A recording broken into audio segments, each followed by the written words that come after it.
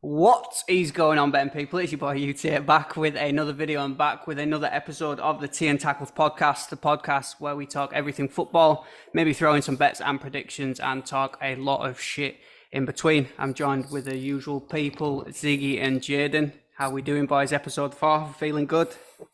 Yeah, feeling not good, bad. going strong. Yeah.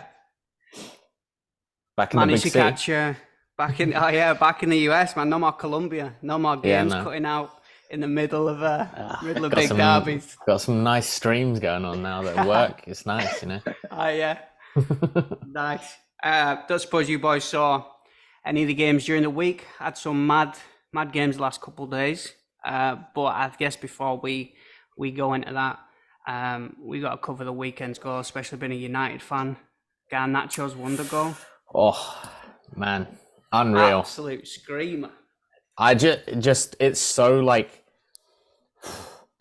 it's so like perfect skill wise, you know. Like obviously, you know, people are comparing it to the Rooney one, but like like he did shin that one a little bit. So technique wise, just Garnacho's one is unreal. Like the little kind of side steps and getting into position is just absolutely ridiculous. Like that he should not be doing that. It's outrageous, to be honest. Like it's We were saying he should get more game time. Yeah, I know. And then as soon as he does, you can't drop him now. Like surely you can't. Like, I think Palestri as well. Yeah, I think Palestri's got to get game time on that right side as well. He's a problem. Yeah, I mean, Anthony was poor again, and has been the last few games. He's been pretty much anonymous, but yeah, I mean, Garnacho, man, unreal. I personally think it might be the best goal I've ever seen. Like in terms of technically. I did say that to someone today, and I was very glad I watched it live. It's one of the goals, you know, if you hear about it, you scramble to see it. Yeah. But watching it live, is something different. It was a I missed crazy it. moment. I had it live, and I turned around. I went to go make a cup of tea because it was like a minute 30 in, and then I just heard commentator and that going mad. I woke up, I was pretty hungover, and I was like, "Oh, get the stream on." Shock. Jumped in like a minute 30 into it. Literally, the first thing I saw was the goal. Like the game had started, I just pulled it up, and I was like, "What?" I literally still thought I was dreaming. Like it was an absolutely ridiculous goal.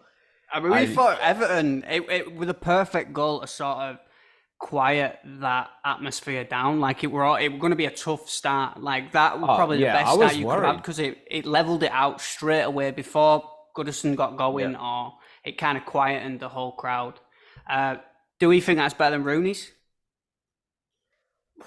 I mean, it got to depend really on like at that point against City when they were just coming up, starting to be good, and like it was. I remember that game. People were talking like, "Oh, yeah, this is this turning point, you know, where you know United are on the down and City are on the up, and this is the turning point where like the changing of the guard kind of like that was what was being talked about going into that game, like by the media, by everyone, and then for him to just come out and just destroy City basically with that, it's just like." Yeah, so for a moment, I think the Rooney one is better, but yeah, I mean, I was worried about this game, and Everton, like you said, the protests, all getting their little pink cards out, which just made them all look like Liverpool fans, which was pretty funny. Because I was like, what? Why are they all red in the stadium? Like, and then I realized I was like, oh, they got these little pink notepads around, whatever. So yeah, I agree. Definitely, Rooney's for the moment was better. But do you think the best bicycle kick you've seen? What do you think? Oh, without a doubt. Jake, the ones I remember, I'll have to go back and watch. The ones I remember as a kid were, you remember Mexes, AC Milan in Champions League? You centre back from edge of the box. Yeah.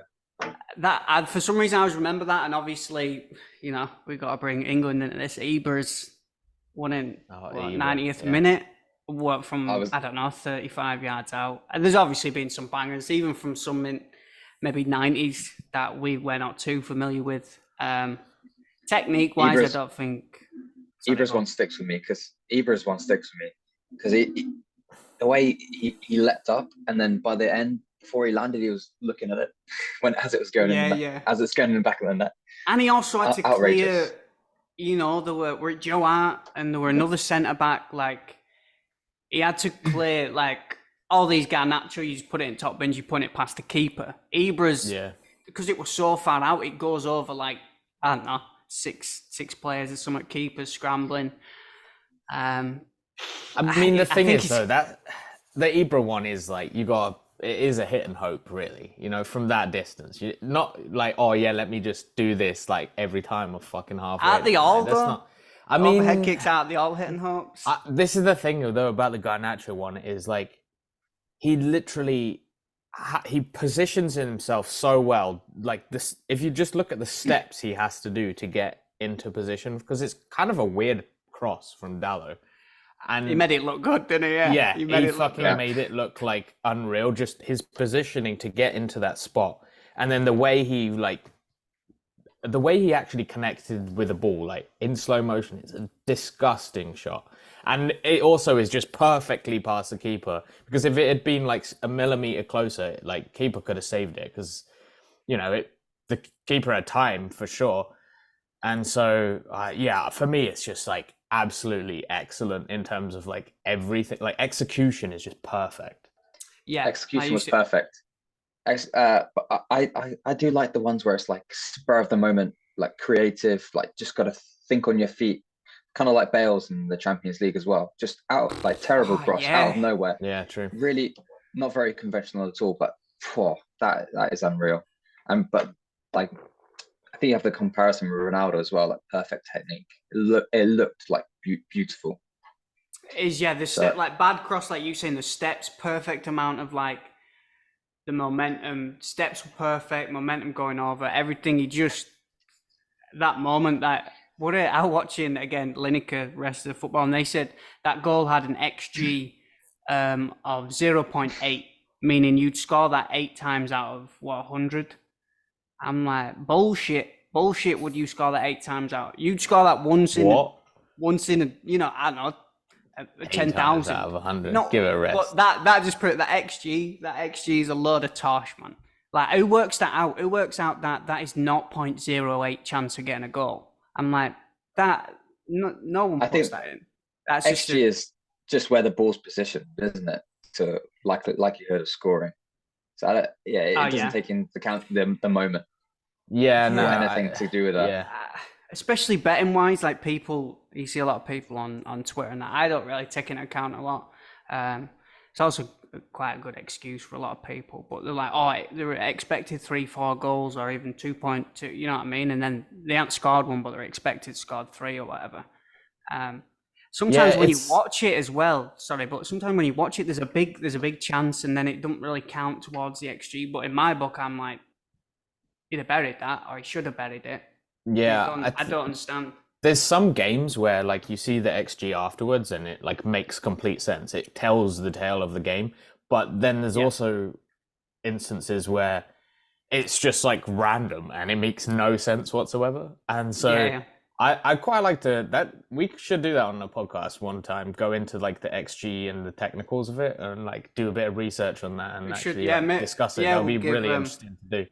I could definitely take a look at that for sure and work out, how that works, because I'd definitely like to know a bit more about how they come up with that, because there's no way how do they incorporate player positioning into taking the shot? Like, sure, if that came to you, like, I don't know, you were facing the right way, maybe on a volley, that could be, 1 out of 10 goes in, like if you're open, and whatever. Also, defenders, whether they're like around the ball, whatever, like how do these things incorporate into it? It can't be that simple. Also, players as well. Like, does it not matter who's taking the shot?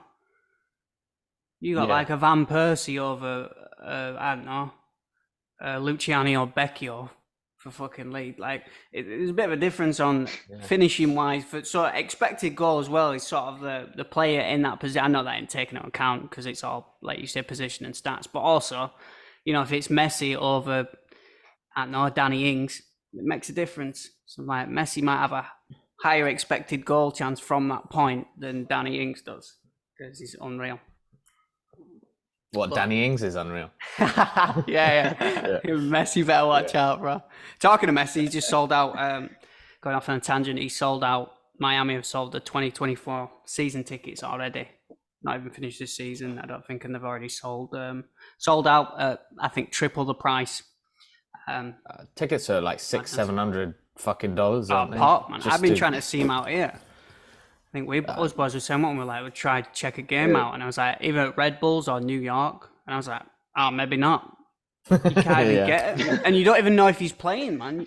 They played at Red Bulls. People were paying $700 a ticket, and he sat on bench for 80 minutes. I'm like, I'd be fuming, man. I've spent $700 on an MLS.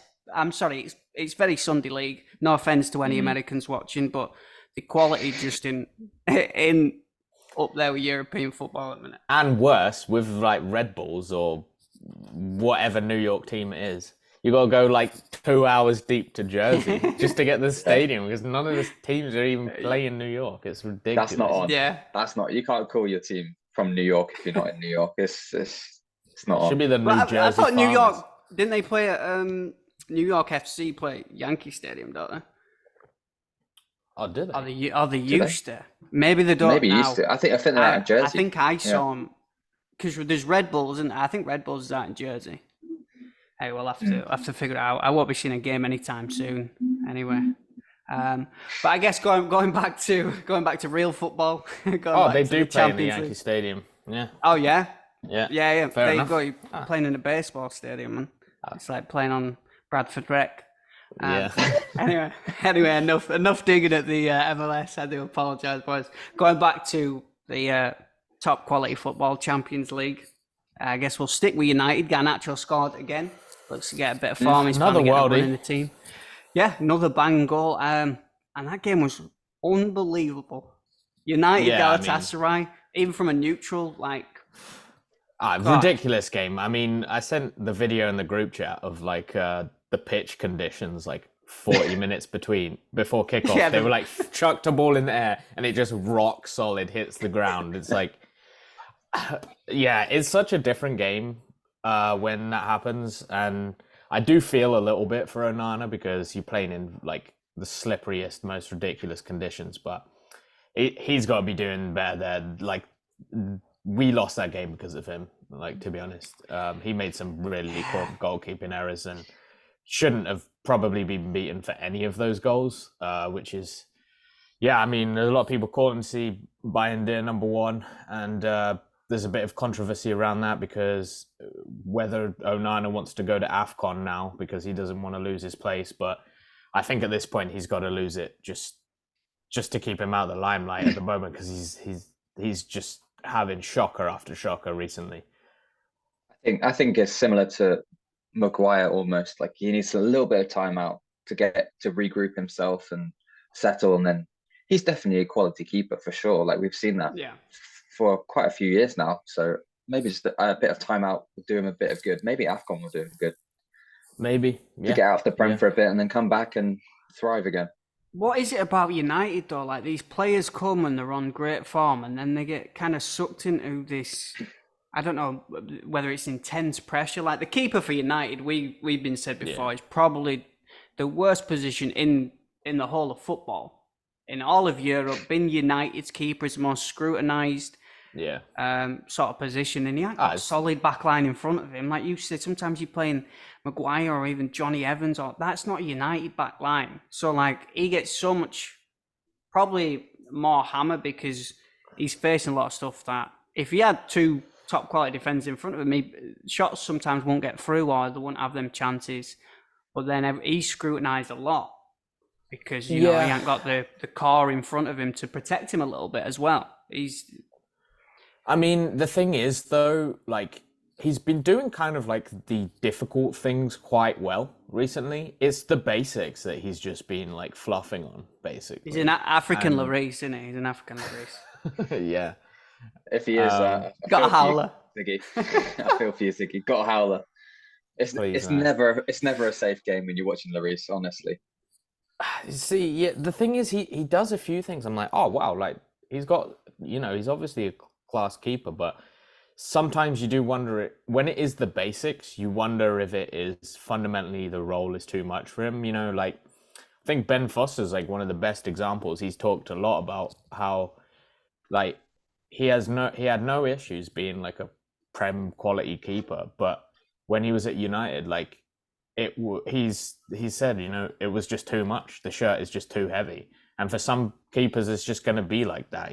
Like I think actually De Gea has been one of the most consistent parts of the squad for the last 10 so years, and so to just kind of get rid of him and replace him kind of so casually with a player who he's had a good career, but again, it's just, is it a Ten Hag buying another Ajax player and kind of hoping that his mentality fits in? I just don't know. I was really convinced that he would kind of play out well, but now there's the doubts creeping in now. Do you not think it's the atmosphere at Man United? It's a bit contagious at the moment. It's not just one player. It's not two. It's 3, 4, 5. It keeps happening. Yeah, I mean the whole squad is just in the state of like, yeah, it just corrupts new players. It does, because it's just this kind of mentality is super weak. If we go a few goals down, we just can't get that fight back. And yeah, there's definitely that mentality in the squad, and there's so much dead wood that just needs to be shipped out. But I don't know, when it comes to something like keeper, like you kind of, it's it's you against the world. It doesn't really matter. Like I would understand if it was like his distribution to the centre backs or whatever, and he's not really connecting, but it's just basic shot stopping at the moment that's failing him. Like he's fumbling balls that he shouldn't be, and then he's like parrying weird stuff, like punching balls that he shouldn't be. Like, I mean, the penalty that wasn't a penalty against Wolves first game of the season, like that was the first sign we're like, bro, what is this? Like you can't be coming out to punch a ball and then not even get like near it. He was like meters away. Also, though, if like these other players, they get away with it a little more, even Maguire at the back or whatever, because you know what I mean. If they make a mistake, someone else can make up for you. If you're the keeper, you make a mistake, you've let a goal in, and that's it. You know what I mean? If you're a striker, you make a mistake, or you got someone else that can pick you up midfielder, you let it go. Maybe the defense cover you. Like that's why it's so hard, because you don't, as a keeper, you don't have that opportunity to be able to make a mistake and someone can basically pull you out. Yeah, I mean, it's weird. He's had like if you look at his just like Prem exclusive stats, he's like up there in terms of like clean sheets, most saves. Like he's been doing so well, but in the Champions League, he's just been having howlers like back to back. Let's not forget, I don't know. Sorry, De Gea was also similar to that when he first started, and he got backed by the manager saying he's going to be one of the best in the world. So maybe that's why he needs some confidence and backing, and he might come good, because De Gea looked, he was flapping at balls. He was, but the thing is, he never really sorted that issue. Like he always had an issue claiming crosses and being commanding of his area, and most managers kind of just let him be that way and just not ask him to do that. And so that's why, we had, I don't know, for a while we definitely had poor record from like opponent set pieces, conceding a lot, and he just never would claim balls, which in the end played out okay because his shot stopping on the line was just ridiculous. So he'd kind of make up for it. He's like a Wan-Bissaka of goalkeeping, just like comes in with a last ditch clearance or whatever. Does this show you kind of how good a keeper De Gea was then? Now that we've seen other keepers come in like to hold that position for such a long time, and there were a couple of seasons where he pulled you out of, the team weren't playing well, and he kind of kept you going. There's seasons we could have been in the bottom three, like it's now like genuinely we were terrible playing out, and shot stopping wise it were class. Yeah, he did some ridiculous things, but yeah, if he could have scored that pen in the Europa League final, things might be different. That's that's where we judge a keeper. Yeah, based on that. He should have worked on it. He should have worked to get Southgate in. Work on it. He was not. keepers save pens either, and he was not a great penalty saver. No, he wasn't. Penalty taker. Oof, horrendous. But when he was walking up, I knew it was gonna miss.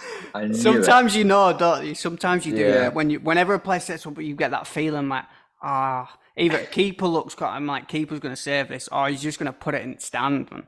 Especially when the Spanish goalie just absolutely leathered it top bins, and I'm like, no. De Gea is just going to come in and absolutely scuff it. Like, it's not even going to make it to the line. Man. You remember that keeper for Sao Paulo, I think it was? Yeah. And he used to take free kicks. And kicks. You were ridiculous, like, bro. How risky is that for you, as a team, for you to be like, let's put our keeper on this free? You're telling me no one else in that team is, like, close to this guy at free kicks? Like, every team's got a couple of decent free kick takes. I'm like, you're so confident you're going to bring your keeper up 60 yards. And then he must. What happens if he hits the wall and they counter? You got an open net. Like, you must be to have that much confidence at professional level. Every FIFA team I had him in for a while. I was just like, yes. Gosh, when it comes to pens, I'm banging you out. Gosh, I guess my team first guy in. Ultimate team, that's got downhill, man. When we were kids, it used to be banging. Anyway, going back to Champions League game, arguably. Another VAR decision. Icardi were just offside by an absolute pube.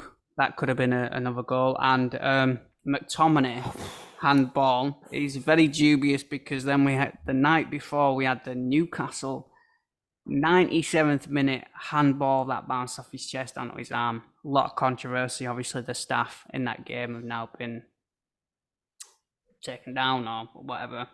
Taken down, taken out. Hey, they deserve to, man. However, whether taken out, taken down, however you want to put it. First of all, I'll go with McTominay. Have we all seen it? Is that a penalty? Because when I watched it live, I thought he's definitely got away with the one there.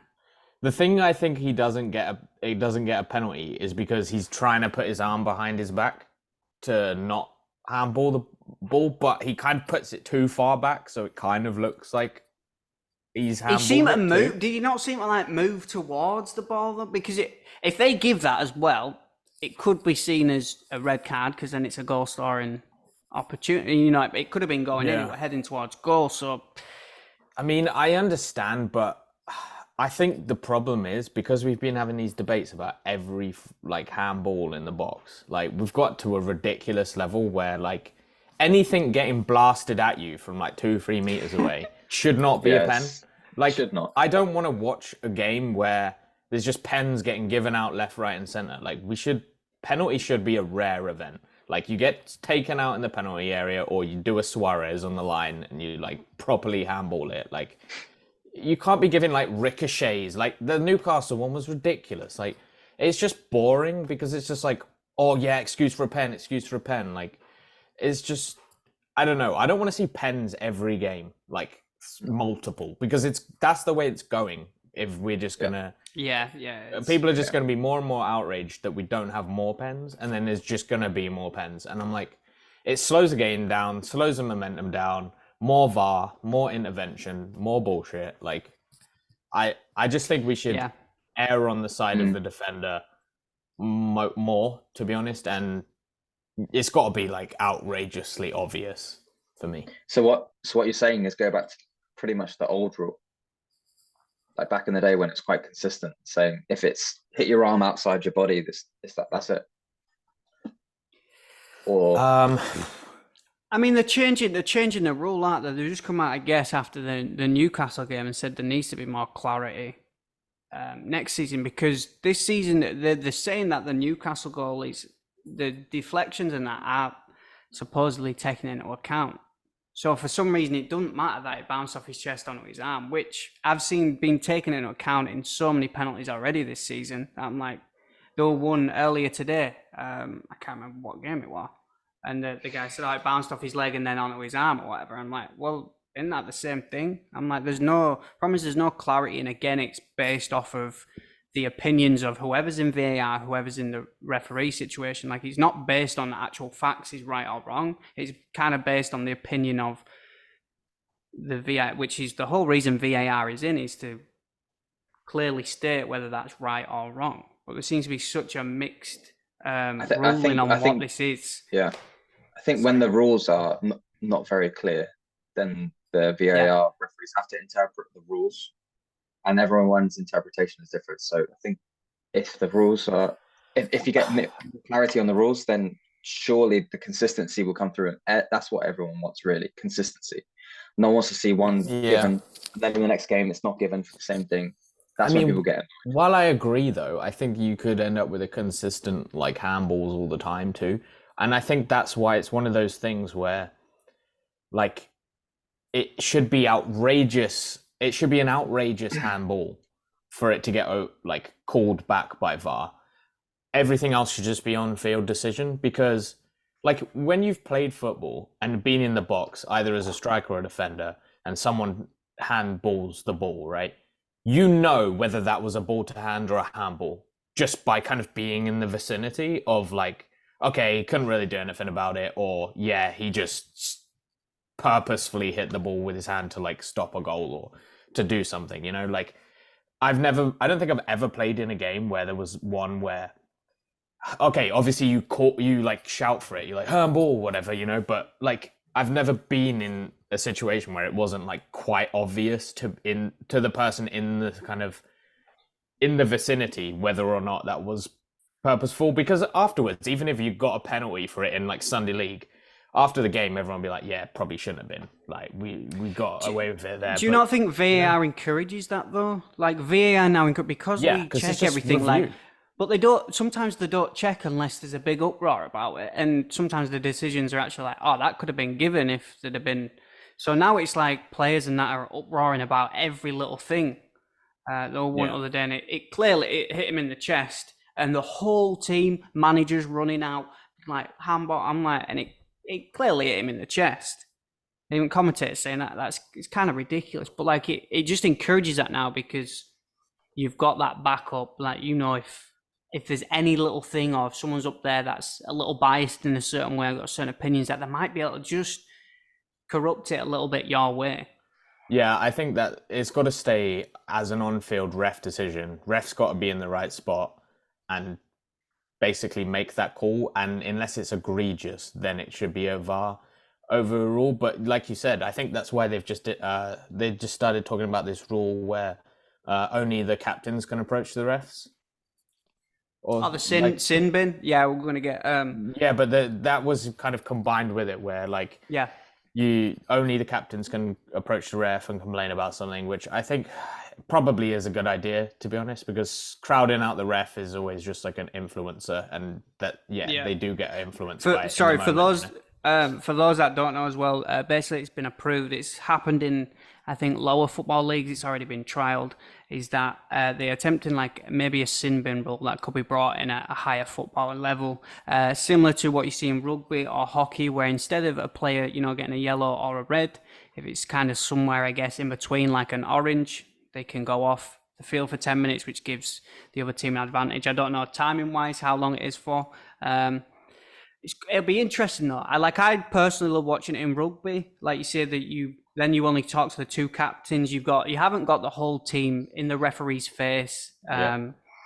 So like, and if you have that sin bin, you can really put if someone's in your face, get someone off for 10 minutes. It might increase the respect for referees, which I think has been lacking in football for years. You look at rugby, there's like 7-foot players down. Like, what the referee says goes. What Ange were talking about the other week, he said you grew up respecting referees and what they say, like the police. And like, we've lost that for years in football, because it's like this mentality and you get the whole team round them, and it's like, so I think, you know, I personally think it could be a good thing, good work. Back in the UK when I was playing, the league I was in, there was actually trialing these rules. So you get a sin bin if you basically, any dissent to the referee, 10 minutes sin bin, which, you know, worked really well. And also captains only talk to the referee. And it did stop the crowding of the referee, you know, influencing decisions, because, you know, I wasn't playing high level, like lower leagues. Oh, yeah. It's easily done to a referee that just gets paid 40 quid on the weekend. You know, if enough people intimidate them, they're going to give it. And that's where dads start getting the hammers out. on the sidelines. Exactly, and that's what it started to be like. If you shouted loud enough, or louder than the other team, then the referee gives it. So these rules did work, and I'm not going to comment if I did get SinBIn. It's always different. Like lower leagues also have a lot of rules, even with financial fair play, that I think are so much better that it's harder to implement at the top level because you've got so much money and so many people and so much corruption. You know what I mean? It's easier lower down because you don't have that. No one wanted to get them £8 fines for getting a yellow or £16 for a red. Everyone was like, nah. That's why the refs didn't give out any cards in our league. I played in a league with like basically like Luton. It was like Luton and like Bedfordshire area teams, and just, oh my God, just... I'd have to be a bad tackle to get a yellow. Oh yeah, people it'd have to be like a... Yeah. And it'd have to be a bad red. That's a yellow. To get a yellow. Roundhoused him and we'll give you a yellow. Like, when obviously I was in the same area to Ziggy, so playing the Luton teams, you knew you're in for a battle. Battle. Yeah. It was messy. It was messy. But when I was playing, when I was 18, 50 quid, straight red, fine. Really? Damn. Yeah. That's them southerner numbers for you, man.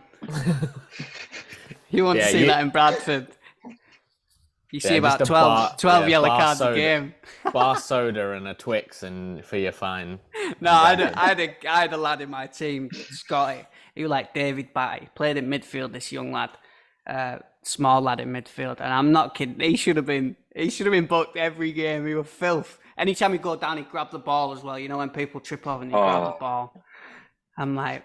nice. That's one of my pet peeves. I really hate it when that happens. And even at the highest level, the ref still doesn't have the bottle to call, give him a yellow for a handball. Yeah. I think it's really effective. I don't like to see it. It's a good method, especially lower league football. It's a good method. Anyway, waffling on. I guess we'll get back to the Champions game. I mean, Livramento, I feel sorry for him. He had a great game, and then that, which could, now knock out Newcastle in the group stages. Now PSG are second, and it's like, I think Newcastle would have maybe only needed a draw at St James's Park at home at Milan, which, St James's, you back them. And now they have to get a win and hope that Dortmund, who already qualified, do something against PSG, which is I think it's a little bit unfair. Although, if you look at that game, PSG should have scored. So essentially, you can say a draw is maybe a fair result, not in that sense. Did anyone expect Dortmund to walk that group? Not like they did. PSG. Every year they win in Champions League, everyone's like, PSG. I thought they'd maybe be better, just because they got rid of them big players. They got rid of the Neymar, Messi. They've still got MBAPPE, but like there's less ego, there's less separation between the rest of the team and the front line. Now, it's real rough when you got Messi and Neymar playing. You really but their tactics were everyone does the work and then they just let them do. They never really worked as a team. There was like, we'll sit, we'll work. Messi never ran for that team. Nah, Messi's been in retirement mode for like two or 3 years, really. I thought they'd be better as a team unit, though. Maybe it'll take a while. They do have some good players. PSG are my worst betting team, by the way. If you ever see me play PSG on my page, please fade. Please don't do that, because I've been baited in too many times to PSG. The amount of times that team, when you back them, they don't turn up. And then when you don't back them, they turn up every time. Just one of them bogey teams. I guess Champions League, we can go through, maybe throw some opinions out there on who we think's looking good right now. Let me pull up all the teams that have qualified. So qualified so far, we've got Atletico Madrid, Lazio, Dortmund, Barcelona, Bayern Munich, Real Madrid, Sociedad, Inter Milan, Man City and Leipzig. Obviously, some of them, I know, like Sociedad and Inter Milan, they're battling for first and second. But all them teams, as of right now, have already qualified for the knockout rounds. Any thoughts, boys, on Inter Milan 3-0 down against Benfica? I was shocked because I was like, they played a second team against Benfica it's like they were settling for second in the group. I was like, you can't settle for second in a Champions League. Because I'm like, you don't know you're going to draw. You want to go for that first spot because you don't want any big teams in the first round. But I suppose, yeah, any preferences on who you think looks good right now? Who you'd be putting your money on, maybe? I think always City look good. Yeah. Madrid look good. And then Bayern look very strong as well. Yeah. The three that we said the other week, didn't we? We said it's hard to look past City, but Bayern with Kane are a different. Although Copenhagen with Kane are a different. Should have won. I think should have won. I think they're almost cruising with Copenhagen. Arsenal did look good as well, scoring 6. I know it's against Lens, but they look pretty decent as they're going on. And I think Saka's coming out with some good games in the Champions League as well. I think most goals and assists combined. Highest in the Champions League so far was 7, which is pretty decent as well. Yeah, solid, isn't it? That is, it's a solid stat. I think, their group, I actually thought they'd have a tougher run at their group than they did. They actually made it look quite easy, to be honest. It's got a few goals games. Sevilla haven't done anything in that group either, to be honest. So at PSV, you see that game yesterday? So for anyone that didn't watch it, Sevilla were 2-0 up.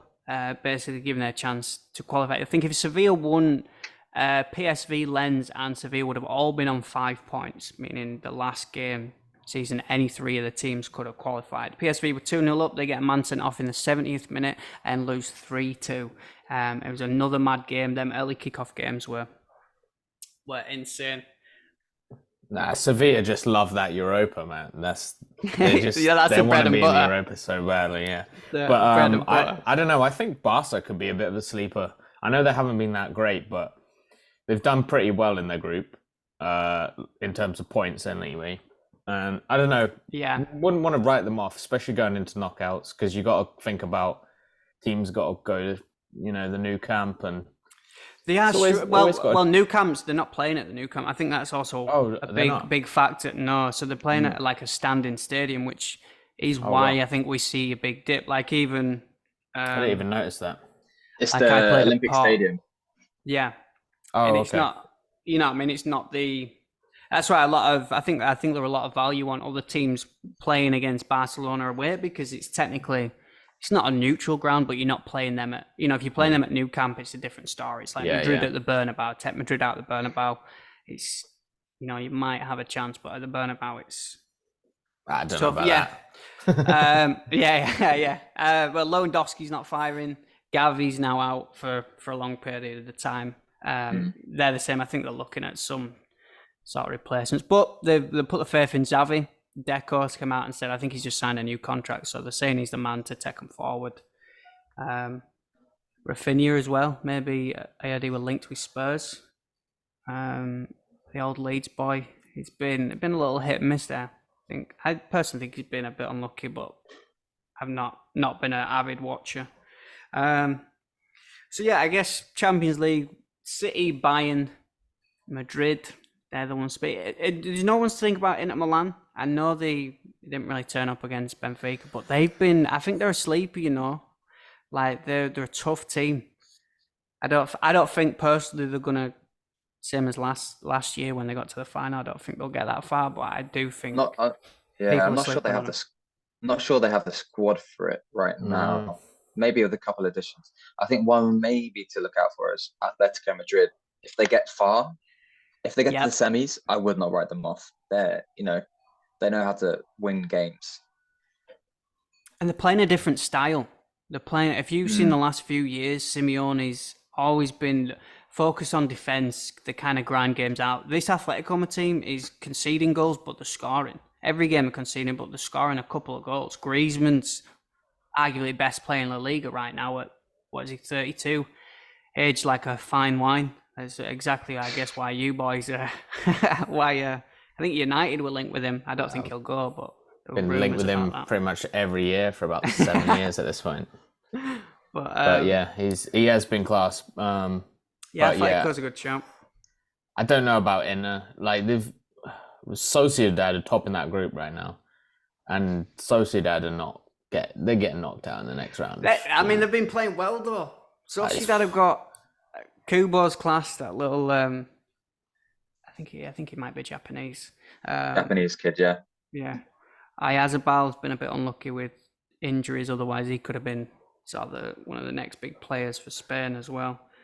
But there's a few teams. I think it'll be interesting. There's a few, I think, sleeper teams that could cause some upsets, just like we've seen in your group. You know, nobody expected Copenhagen to be still in the running, if not second. It could definitely be. I mean, I don't think that's really on Copenhagen. They've been compact and pretty strong at the back, like, so, you know, I respect it. They've played, you know, solid, but they've not been like world beaters. Like Galatasaray have had some moments of I think they've been unlucky, been class. Yeah, they have. Yeah. They've actually been really good, and then Bayern are just at a different level to everybody else in the group. So it's just, yeah. I mean, I think they've even just against Copenhagen, they just didn't look that bothered. Like they're already, you know, they're through. Everything's sorted. On the league. Like, I don't know. It's going to be a rough last day. Us against Bayern, I think they'll probably turn up for that one because they'll be like, yeah. Let's bang Man United out. So you beat Bayern. If you beat Bayern and there's a draw between Gala and Copenhagen, you boys are through, aren't you?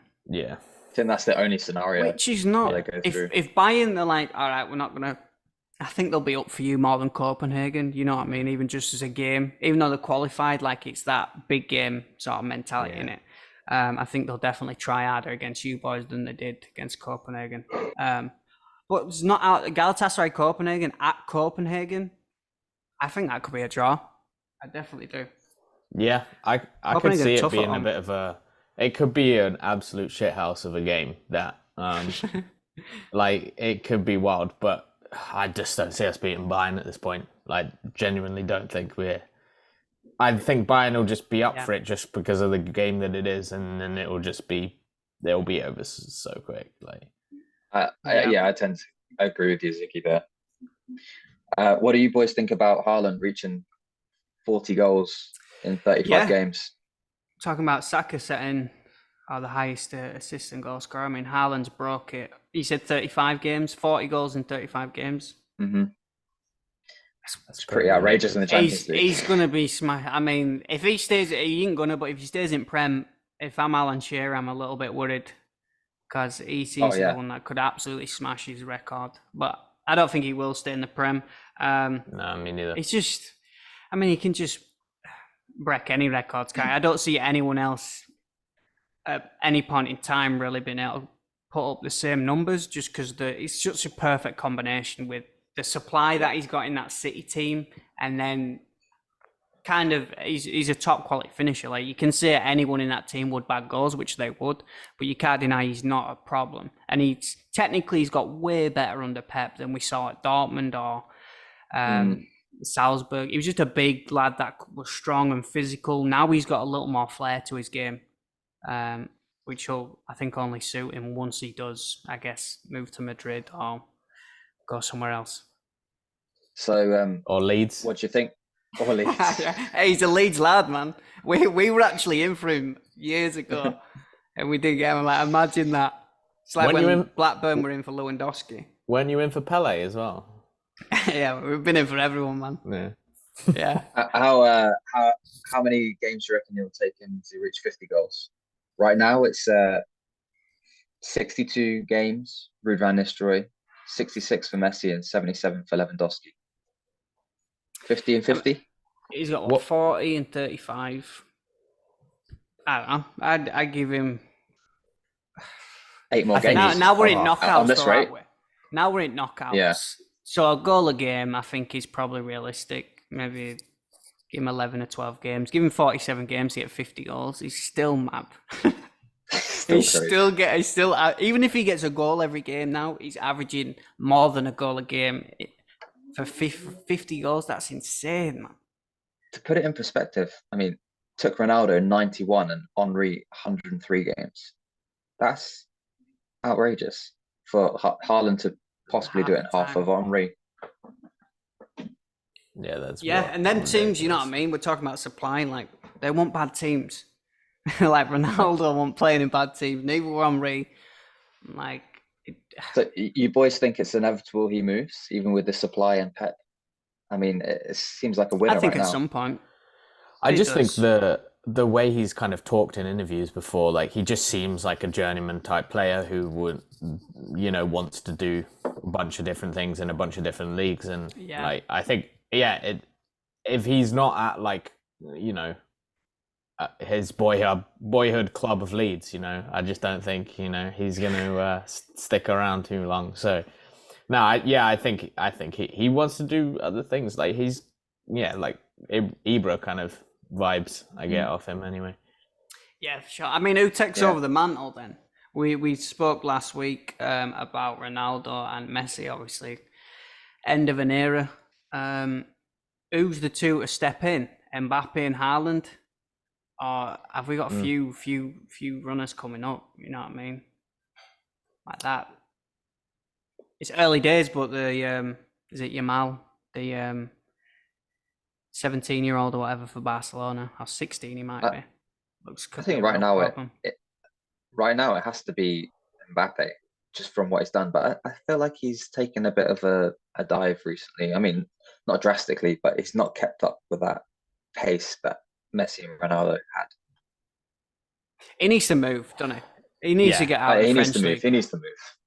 Yeah, you can't be in Farmers League, and like you got to be in either the Prem or La Liga really to be. Yeah, it just is what it is, really. He has got quality though. Like, for sure, if he stays in that league, he's going to ruin his legacy a bit. So he needs to go to a top league and a top team.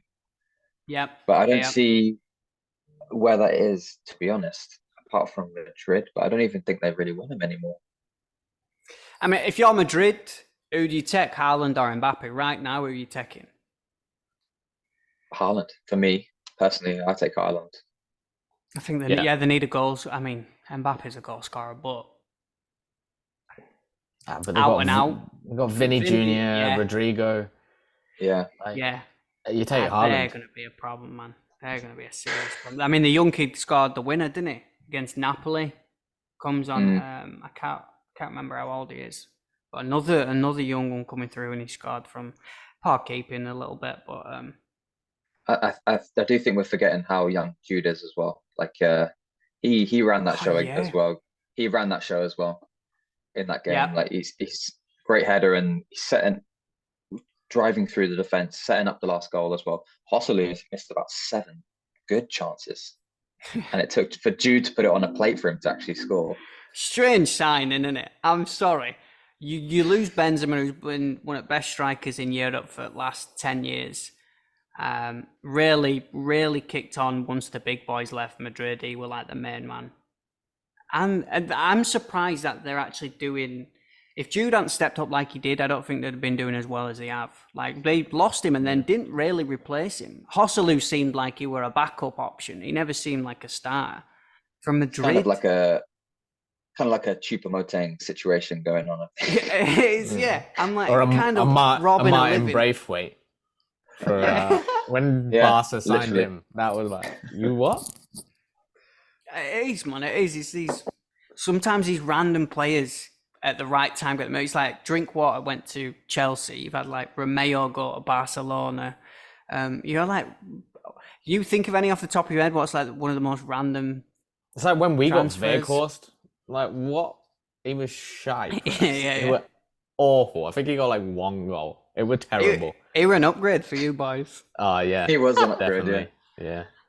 I'm not really sure how Martial's sticking around United as well. Not gonna lie. He's linked. I think he's linked with a move away, isn't he? We can never sell him though. We can never sell him. Like, who wants to buy a player that's on that much money, is skillful, plays at number 9 or winger, but can't finish like for shit, and then he's inconsistent as fuck all the time. He only bags against Everton. Yeah, true. I think he scored against Everton every time, hasn't he? Loves it. You don't see him anywhere else, man. Like what? Yeah. Maybe you should go there. Yeah, maybe he's good at Goodison. Maybe it's Goodison. Yeah. Yeah. I guess getting into that, boys, we've been speaking about, we could get into some transfer rumours, throw some out. If anyone's seen Leverkusen. Unbelievable, man. I keep staying away from every week on the betting side because I'm like, I know as soon as I bet them, they're going to slip up. And they're top of the Bundesliga. And every time I don't bet them, they're just flying. They're scoring goals every game. They've got a couple of players. The main one is obviously Florian Wirtz. He's linked, I think, with every big club in Europe right now. I think everyone wants him. He's kind of like the regen of Havertz at the time when he was at Leverkusen. But Munich, City, United, Liverpool, Madrid, all seems to be in the race for him. I would like to see him leave the Bundesliga, sorry. Yeah, apparently Munich might be leading the race, but I want to see all the best players in the Bundesliga to go to Bayern Munich. It's boring at this point. They're just eating up all their competition. And this kid is really good. To see him in the Prem would be nice. Really, really nice. He could be a problem, man. He's not. That's what I mean. He's not greedy at all. He's a little like number 10 player. He's creative. I think City will be a problem for him. City? I think I see him at Liverpool, to be honest. That City already have Julian Alvarez, which is kind of they're similar. They're similar. But I think they kind of need that player. They've invested a lot in them type of players, haven't they? Maybe so. Maybe Liverpool got that German connection if Klopp stays around long enough. Goals are at such a premium at the moment. Like there's just such a lack of strikers in Europe. Worldwide, really.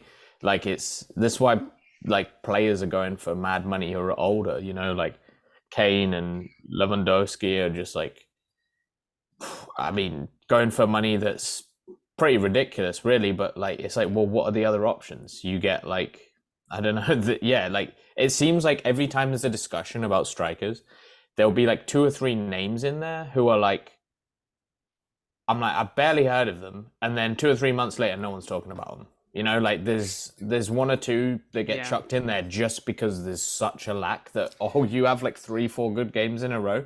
Everyone's going to be like, oh, what about him? You know, like it's that bad right now for strikers. Well, I guess 2 strikers we could talk about. Like Chelsea people trying to buy Tony.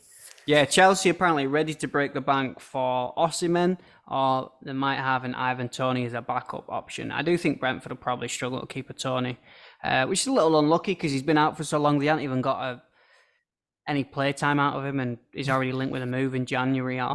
He hasn't played in a year, and people are still like, Ivan Toney's sick. That goes into the lack of strikers right now. We're talking about a Toney that's not played for a year, is still like one of the best kind of picks in Europe right now. He's Premier League proven. Record Chelsea breaking the bank again. I mean, they've got to be careful with these transfers, man. They can't be breaking the bank. I did read this January, the sticking by a rule is that we can only bring someone in when we let someone go. So it's like a 1-for-1. And I imagine that's because of the Premier League probably locking in. I guess. Could put him on a 20-year contract. That will spread him out. Nice. Just send him on loan to Fulham, something. Just down the road. He can still train with us. Just loan him. Another rumour, I guess. Do we think, actually, we'll stay with Osimhen. Do we think he moves at some point? I think. Oh, he's got to move this summer, surely. He's a problem. He is a problem. He's not been treated right there either. Weird Twitter, TikTok stuff. It doesn't make from your own admin. From your own admin. I don't understand the Italian league, to be honest with you, when it comes to that. You know, just like condoning racism and being really strange about their own players. I don't get it. Yeah, I always find it odd that players want to go to Italy and get racially abused. Like, it doesn't make any sense to me. Like, okay. It's bizarre. And even Balotelli, I remember him talking about it, and I'm like, he's scoring goals for the Italian national team. Yeah, and he's still getting hammered every day. And how are you hammering your own best striker for your team just because of his? It's mad. But they've had that for years, and I remember even in Russia, like Roberto Carlos when he went, and Samba and everyone. years ago. I'm like, even now, still seem some of these countries just seem a little behind the times, man. Don't know what's going on. So I guess moving on from strikers. Well, United actually are on about signing Timo Werner. Striker, maybe play him out on the wing. I don't really see him playing up front for you boys. Is he an option out wide? Signing again. I don't know. I mean, yeah, it just seems to me like not a position we really need or a player we need. But like, yeah, okay. I mean, you boys have made the most random signings that don't work every time. I mean, you're already talking about Mount. You're on about listening to offers for Amrabat. Sorry, I don't mean to jump in, but it just seems like who's making these decisions? Like, nah, Amrabat's on loan. Amrabat's on loan, so I don't think we're going to sign him. It seems not all if he's on loan. But yeah, I think that it doesn't really make sense to me to be signing like a winger, because we've got Rashford on the left, we've got Garnacho, who's obviously in amazing form. And then on the right, we've got Anthony, who's not performing, but we've got Ahmad coming back in the next couple of weeks, Pellistri, and then Mount, who sometimes play there. Yeah, Sancho. Like, we don't need another one if we're not shipping at least 2 out, you know?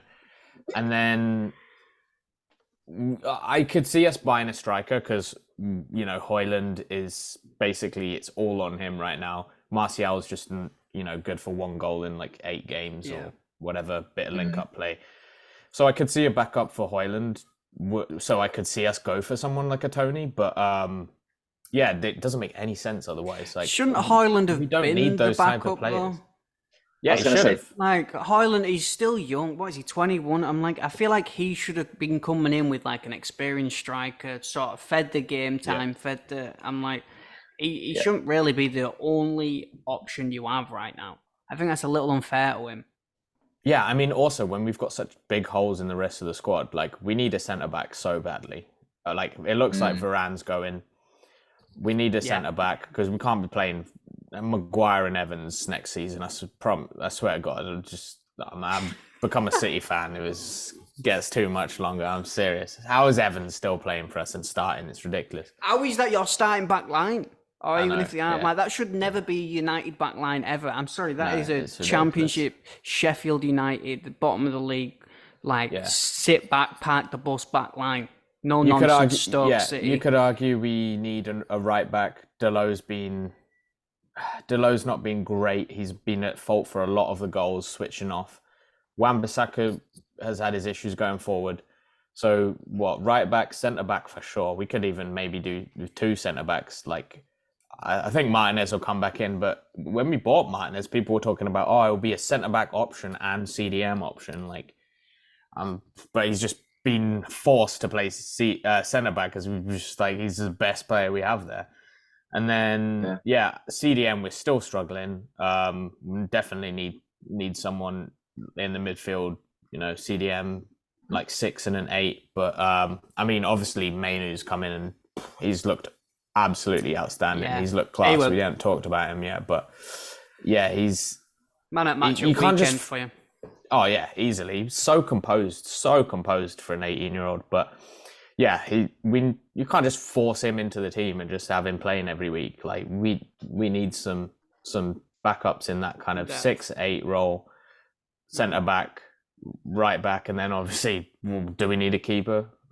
I don't know. So you're saying striker, right back, centre back, 2 centre mids, maybe a keeper. That's like the team. Pretty much. I don't think we need a whole new team right now, but man's playing FIFA. Yeah, but I would say centre back. Okay, I would say centre back is highest priority. Striker probably no. Centre back highest priority. A CDM second, and then a striker third. Right back, you're fine with the right backs? I don't think it's ideal, but I think between the two of them, like, I think if the rest of the squad was figured out a bit more, I think they'd be better, you know. I say get Brandon Williams back in. Oh yeah, me too. Here we go. Took it straight on. Brandon Carlos, don't you mean? Yeah. Brandon Carlos.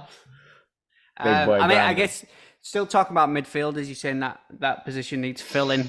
Something that we spoke about. Spurs had quite a bit of depth in there. Højbjerg apparently is linked with a load of moves away.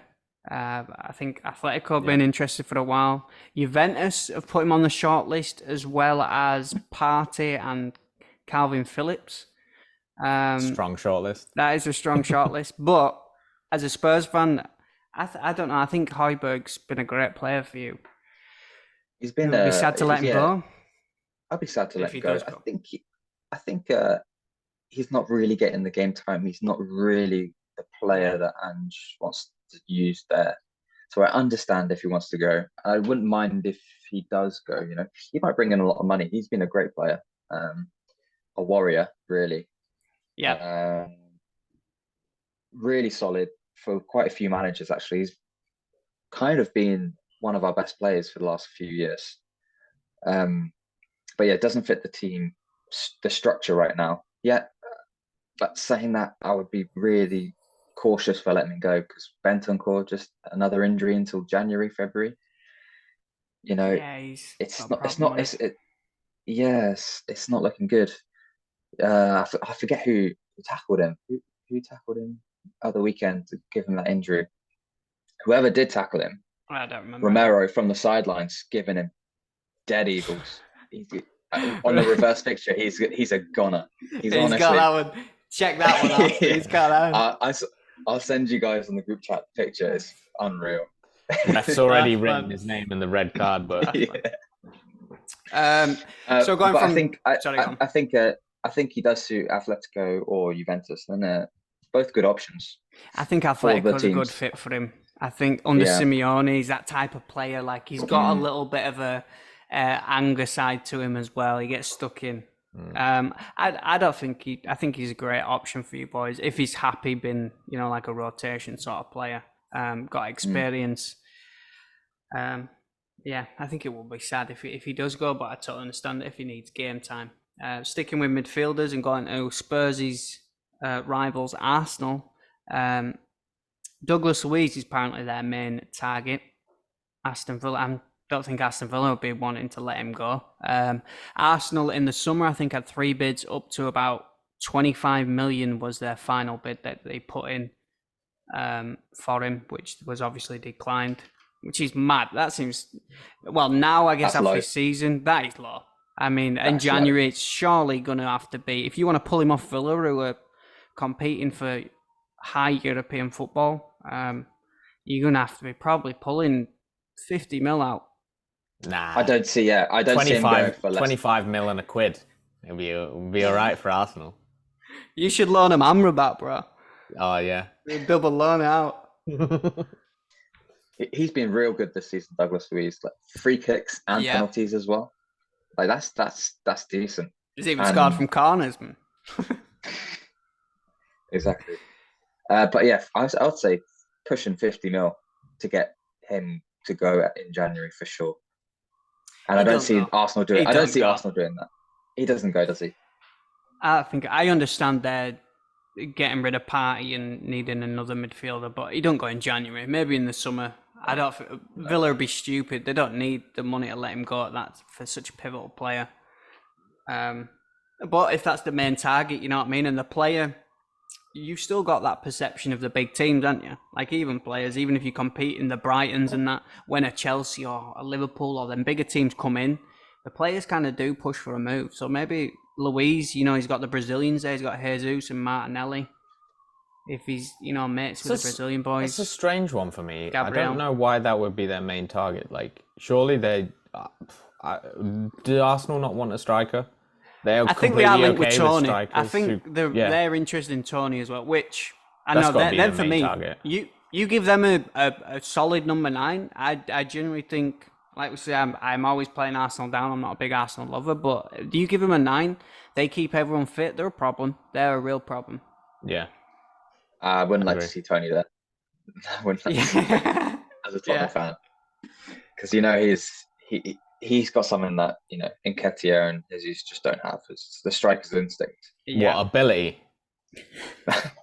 Maybe. That's harsh, man.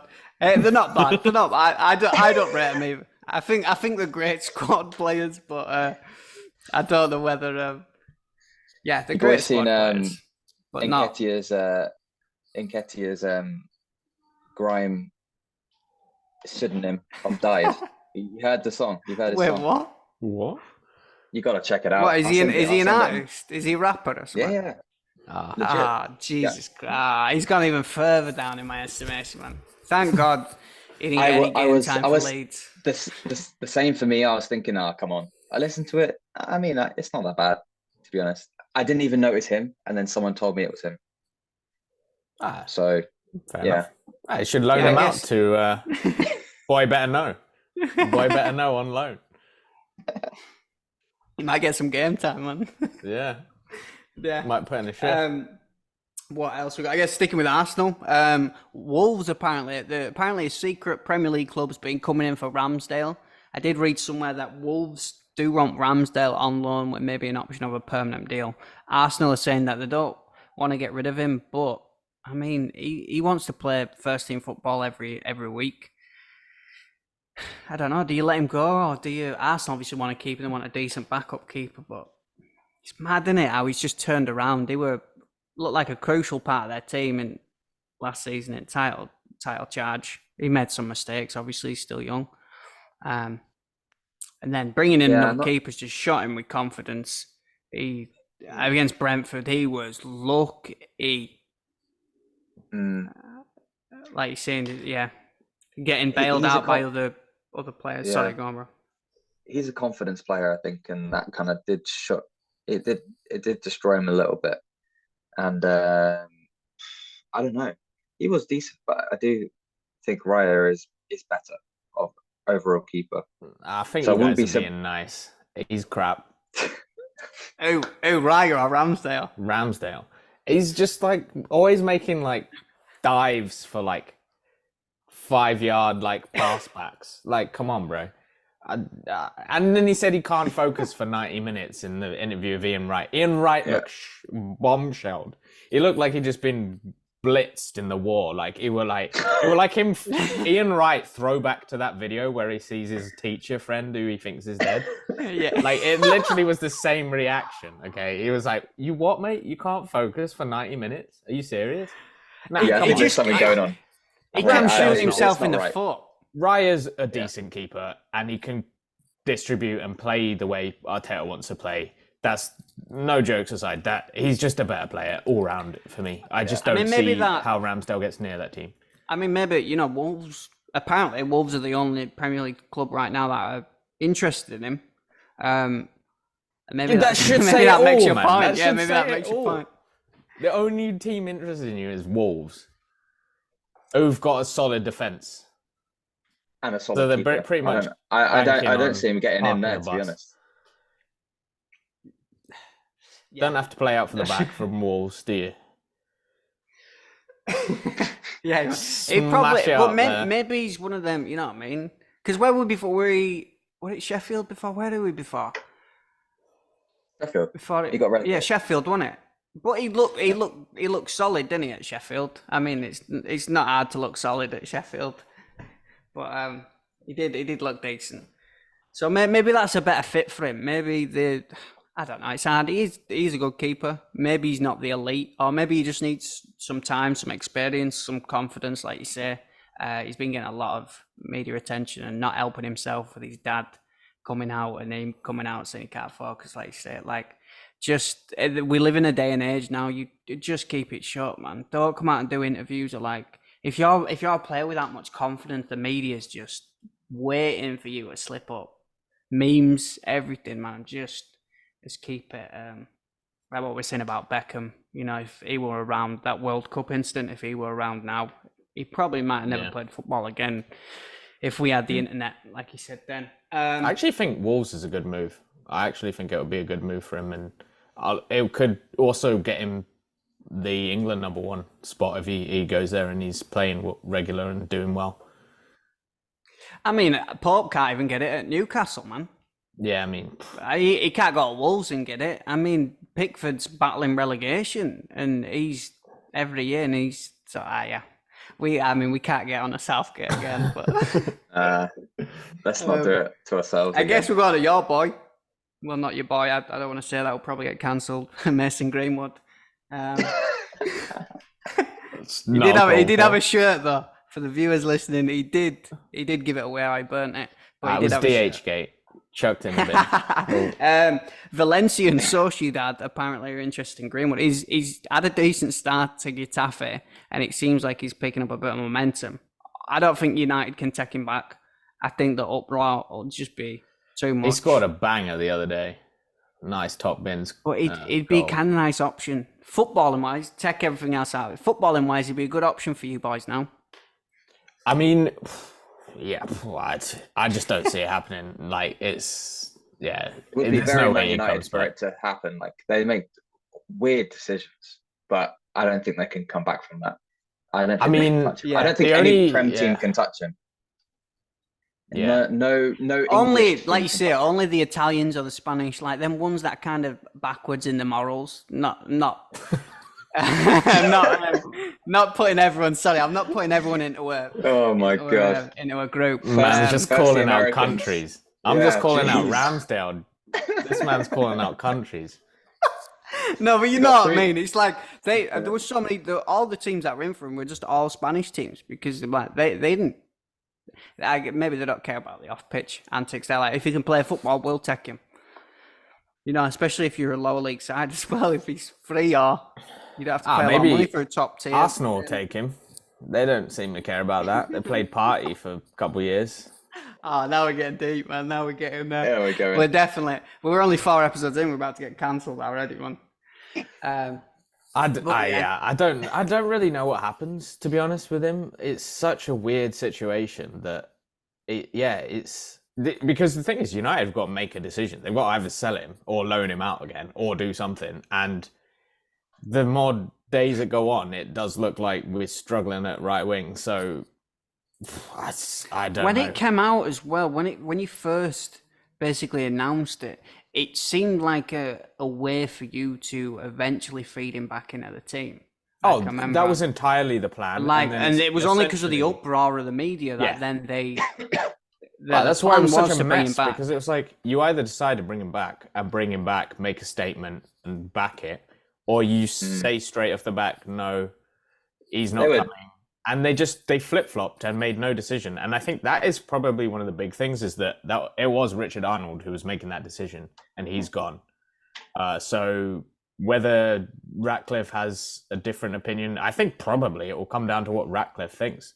If he's getting Sporting control by this summer, I think that it will just be, does he think it's worth bringing him back?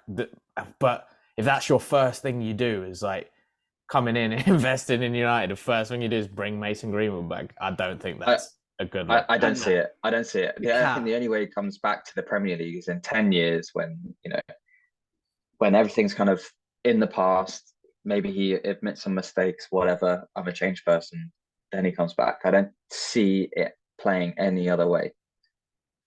Yeah, I'm not saying I support that. I'm just saying that that's the only scenario where I see him come back to the Prem. I think he gets sold this summer. I think that's I think he. It's got to be someone better than Getafe though, and it's probably not for a lot of money. It's probably going to be like 15 mil or something like that. He probably should be more, but yeah, it's probably going to be about 15 mil somewhere to. Yeah, Sociedad, I could see that, but even maybe an Atletico or something. I don't know. Maybe someone a little bit higher up than that. He's good quality. He can play in the... I mean, Sociedad are a Champions League team this year, and they're pushing for it again, so... True.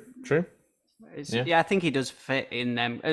From a footballing perspective, quality-wise, he does fit in a top 6 team, whatever league he's in. So I guess we'll maybe wrap it up. I'll go through some of the weekend games.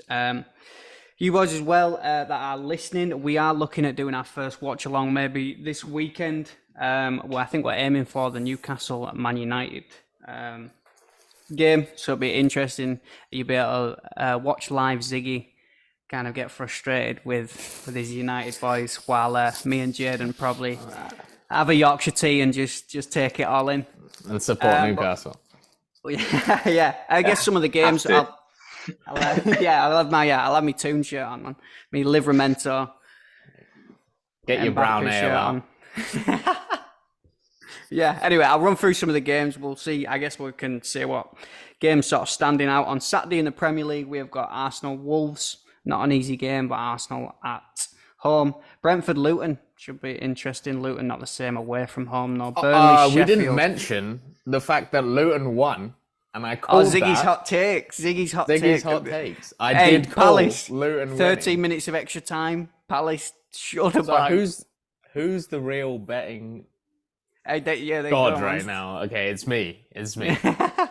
Anything I call this weekend is going to come true. It's 1-1, but hopefully there'll be some live bets. Maybe, I don't know whether there's many games around 3 o'clock, but we might be able to drop some in at half time for the later games. There's probably a Spanish game playing. Burnley Sheffield is the next one. Huge game. Burnley need some points, man.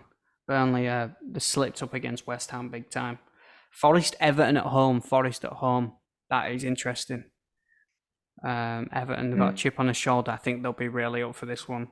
But Forest at home are a different team than they are away. Do we think Forest got a problem this season? Are they staying up with ease? I think at some point they're going to be going down there. I'll name you the bottom 6 sides right now are Burnley, Everton on 4 points, Sheffield United are on 5, Luton are on 9, Bournemouth on 12, and Forest on 13. So there's a few points difference between it. Yeah, I think they did a fairly decent job of solidifying their Prem team last year. I know they went a bit crazy with it. They got many players, but I think it actually did come good almost. I think they'll escape it. I think Luton are the other team that do probably fall down into the relegation. But I'd love to see them stay. I mean, that'll be a great story. It would. I don't see it though. I mean, all the teams that come up this year look to be. Usually, there's one that usually stays up with these, but this year seems like they all could be probably down there. Then Sunday's games, we've got Bournemouth at home, which is interesting. Bournemouth have been on some form. I think they've won 3 out of 4, maybe. Have they not lost in 3 out of 4? Chelsea at home at Brighton. Sunday's slate is nice. Liverpool at home to Fulham. West Ham at home to Palace. And then the big boys on Sunday. City against Spurs. Be an interesting one. Any of them games standing out for you boys? Well, Ziggy's hot take of the week. Oh, here we go. Let's go. Brighton are going to beat Chelsea. I'm calling it now. Brighton away going to beat Chelsea? Yeah. Brighton are in form, and I like watching Brighton probably more than any other team as a neutral. Just like, I think they're really class. They've just qualified out the out the Europa group. Another penalty. They've been looking really strong, and they're just so well drilled, super organized, super exciting to watch. Got a few little stars in there. I've got a couple injuries. Fati's just got injured for a long time as well. They have got a couple of injuries, but they're one of them teams that never really seems to phase them and let big players go, and then they just replace them with ease. Or it's the system. The system just runs really fluidly. I think they're really good. So I don't know. It's a bit of a call, but I think they can do it. I can see that for sure. I guess right now Brighton are actually apparently plus 300 right now on BetMGM money line. The draw is plus 333, and Chelsea are nearly minus 140 to win that game. But yeah, going from that betting side, if you boys are into betting, you do want to check out my betting page. It's on Twitter, UTA_betting number 2. If you're into footy cards, I've got an Instagram and TikTok UTA card collection, and I sell over on Whatnot a couple of times a week if you're looking at some deals. And the podcast as well, go give us a follow. We actually are available on Spotify and TikTok under Tea and Tackles. Appreciate you boys for being here. Any love, anyone is listening, if you can like, subscribe, comment, share, all the good stuff. And check out the live this weekend. I'll be posting it on the Twitter, so make sure for that to see Ziggy lose his head when Newcastle beat United 4-0. But yeah, as always, appreciate you all. And we'll see you next time. Cheers.